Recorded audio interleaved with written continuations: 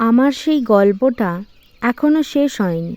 শোনো, পাহাড়টা আগেই বলেছি ভালোবেসেছিল মেঘকে, আর মেঘ কিভাবে শুকনো খটখটে পাহাড়টাকে বানিয়ে তুলেছিল ২৬ বছরের ছোকরা, সে তো আগেই শুনেছ।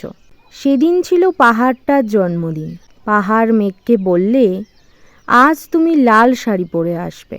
মেঘ পাহাড়কে বললে, আজ তোমাকে স্নান করিয়ে দেব চন্দন জলে।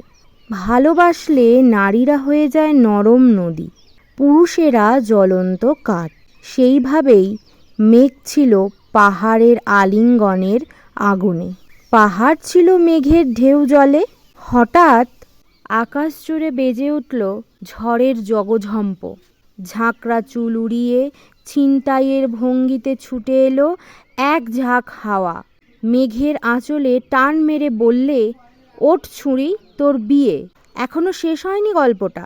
বজ্রের সঙ্গে মেঘের বিয়েটা হয়ে গেল ঠিকই, কিন্তু পাহাড়কে সে কোনো দিন ভুলতে পারল না।